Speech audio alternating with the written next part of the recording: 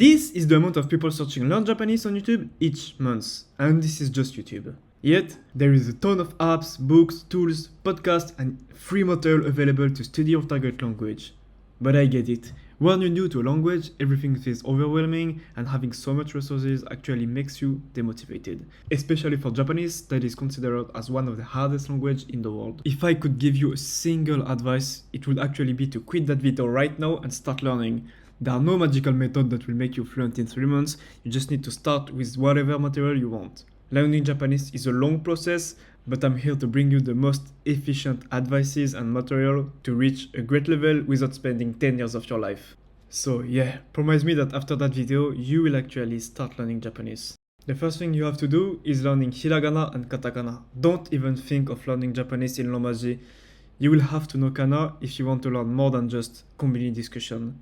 There is 46 characters for each of this alphabet, and with those you're basically able to pronounce and write anything in Japanese.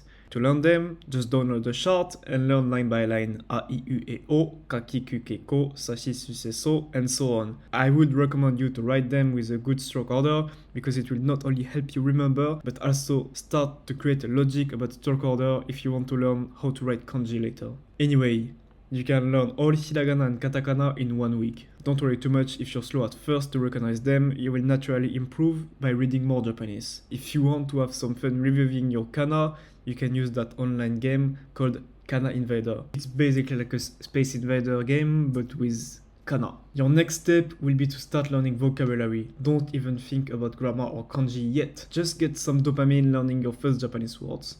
A native speaker probably knows around 30,000 words, which would be years of learning if you wanted to reach that level, and we don't want that, obviously. In fact, 1,000 words cover around 80% of Japanese conversation. If you're a really chill guy, you just need to learn 2 or 3 words per day for a year. And if you want to put a little more effort while still having time to have a life, just doing 12 words a day will allow you to learn 1,000 words in only 84 days. Your vocab can literally cover 80% of everyday conversation with just 84 days. This is insane. And do you know what? There are actually already ton of pre-made flashcards for you to use for free with the core vocabulary you need to learn. The most popular tool is Anki, but you also have Quizlet, and they literally provide you with not only the words you have to learn, an audio, translation, and image, but also a complete genius algorithm for you to never forget the vocab based on spaced repetition that adapt to your memory. So you have to become an autopilot and do your due cards every day. That's it. You can use that deck, for example, or this one. I will put the link in the description. Anki is more popular, but Quizlet is really great because you don't need to download any deck or anything. Another app I would recommend you is a dictionary. It will be very useful when you try to translate a word in your brain or just try to know the meaning of something random. Shinobi is the best dictionary on iOS. Don't even hesitate with any other one. I compared all of them, and yeah, Shinobi is the best. For Android, you can go with Yomiwa. Know that you can read and use some words. You also want to be able to make sentences, not only use keywords like a robot. The good news is that Japanese grammar is actually easy. It's pretty straightforward. For example, if you want to say I eat, you just say tabemasu. He eats, tabemasu. They eat, tabemasu. I'm going to eat, tabemasu. I ate, tabemashita. Yeah, that's one a little different. They have a past tense. Okay, it's not that simple. It's still a language, so there is many grammar points and it might look scary. But, you know, it's like the vocab. Maybe only 20% of those grammar points are used in 90% of Japanese conversation daily. I mean, you can speak fluent English, but if you had an open English dictionary at a random page, you'd probably not know half of the words. They just exist because it aims to document the entire language. So, how to learn Japanese grammar? There are so many resources like books, video, and websites, but what you really have to do is not only understand the grammar, but be able to use it. And to do that, if I had to give you the most simple yet broken advice, create your own sentences. Let's say you're learning the grammar point no. What you wanna do is using your previously acquired vocabulary in your own sentence with the grammar point no.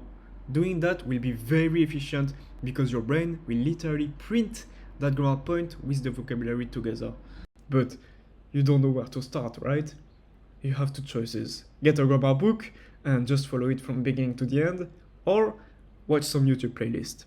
For grammar books, A lot of people talk about a guide to Japanese grammar by Tai Kim. I'm personally not a big fan of it. I don't think it's great alone to learn grammar, but you can use it as an overview of Japanese grammar and later search how to really use each grammar point. For YouTube, that's an old playlist, but that guy is my guilty pleasure. I don't know why, but I just love his video. The organized playlist to learn from zero to advanced, the short and yet very efficient format of the video, the multi-examples given in it, the music and the vintage vibes it has. You should definitely give it a try and create your own sentences while looking at his videos. But once again, many grammar points are very easy and you will just need 2 minutes to understand and be able to use it, so don't worry too much.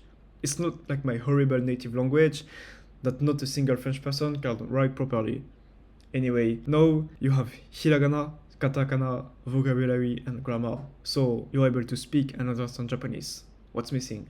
Kanji. Relax, it's not like there are thousands of them, writing order for each stroke, multiple meaning, and reading that change based on the word. Or maybe you can skip them. Sorry, they represent 80% of written Japanese, so without being able to use them, you can't read or write Japanese with kanji, basically a 2-year-old kid.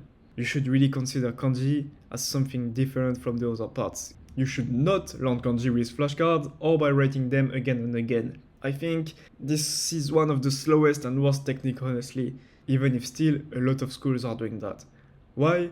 First, you will never have to write Japanese. Maybe only for some documents at the post or at the city hall if you move to Japan. But it will basically be your address in Japanese, so you will just learn how to write your address by practicing here. Everyone uses phone nowadays, and trust me, 99.9% of your written Japanese will be on phone, making it much easier because you don't have to remember stroke order. You can just type the pronunciation of the word in romaji or kana you want to write and it will be recommended. It's also great practice to remember, by the way. But the biggest problem with kanji is that they don't have fixed reading. There are multiple readings and the reading will change depending on the word. So you have to learn kanji in group of words. This makes learning Japanese extremely hard because you basically can't read the words if you don't already know them, making it very difficult to immerse yourself and learn by reading a bunch of stuff in the street, reading a book, playing a video game like you would do in any other language. So, how to learn kanji? You have 2 very great ways to learn kanji and you should really combine them. The first thing I would recommend is doing all your flashcards in kanji. Do not learn only with hiragana. You can always activate furigana or return the card to see the hiragana reading. You will probably forget some kanji, but that's fine because your brain have high chance to still remember the word pronunciation, meaning that you can still use it in conversation. The second thing you should really do is read as much as possible. But as said earlier, most of Japanese texts do not have furigana, and it will be very annoying to write each single kanji in your dictionary trying to find the word.